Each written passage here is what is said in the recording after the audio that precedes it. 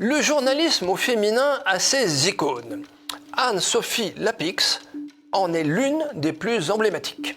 Elle est née en 1972 à Saint-Jean-de-Luz, dans une famille de la bonne bourgeoisie, et sera plus tard l'épouse du PDG de Publicis. Études à l'IEP de Bordeaux et au CFJ, le Centre de formation des journalistes de Paris. Premier CDI à la chaîne économique de Bloomberg jusqu'en 1999, où elle est recrutée par le groupe TF1 pour présenter le journal sur LCI jusqu'en 2005. Elle passe ensuite de chaîne en chaîne. Sur M6, où elle présente Zone Interdite, sur TF1 en 2006, où elle devient la présentatrice de remplacement de Claire Chazal et co-présentatrice de l'émission de 7 à 8. Sur Canal+, en 2008, où elle dirige Dimanche+.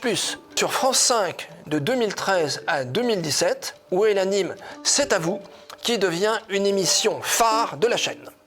Nouveau décollage, en septembre 2017, elle remplace David Pujadas à la tête du JT de 20h de France 2. Cette nomination crée une tempête médiatique, d'autant que Pujadas est évincé brutalement.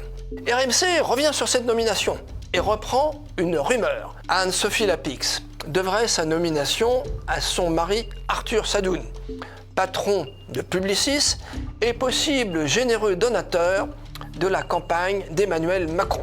Son mari monte alors au créneau en menaçant de poursuivre RMC si des excuses ne sont pas présentées, il aura gain de cause.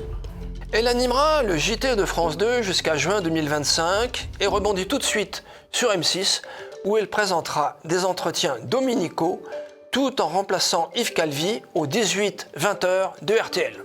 Elle est célèbre pour ses altercations avec des personnalités politiques. Tout d'abord avec Marine Le Pen, dans Dimanche Plus sur Canal, le 15 janvier 2012, où l'entretien prend la forme d'un pugilat sur le programme économique de la candidate. Nouveau clash sur le Rassemblement national ou le Front national en 2013 et 2014. Les débats seront plus apaisés sur France 2, le 10 janvier 2019, où il sera question des Gilets jaunes et de la candidature de Jordan Bardella aux élections européennes. Le 16 janvier 2019, un très vif échange l'oppose à Jean-Luc Mélenchon sur le plateau de France 2. Le leader LFI l'accusera de tronquer ses propos lors de l'agression d'une équipe de LCI par des Gilets jaunes. Au lendemain de l'annonce du premier confinement, en mars 2020, le Premier ministre d'alors, Édouard Philippe, est questionné par Anne-Sophie Lapix.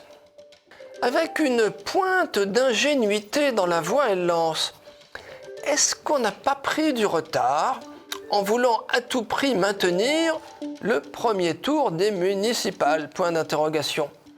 L'Élysée n'apprécie pas, si bien que Macron est le seul candidat à ne pas participer au programme Élysée 22, diffusé sur France 2 et présenté par Anne-Sophie Lapix. En toute logique, elle est évincée du débat de l'entre-deux tours, animé par Léa Salamé. Elle se réclame d'une certaine neutralité politique. Par exemple, dans l'Étudiant, le 11 mars 2013, je cite « J'ai un goût pour la confrontation, mais pas pour l'affrontement. Je n'ai aucun plaisir à ce que l'interview devienne virulente ou agressive. Par contre, j'aime confronter mes interlocuteurs à leurs contradictions. » Fin de citation. Mais elle laisse percer un petit bout d'opinion sur Téléops le 12 septembre 2013. Je cite « Je ne veux exclure personne. Je n'ai pas de liste noire. Pour autant, je n'ai pas envie d'inviter tout le monde. Si un jour, pour respecter les temps de parole des uns et des autres, je dois inviter Marine Le Pen à dîner, je le ferai. Mais C'est à vous est une émission conviviale.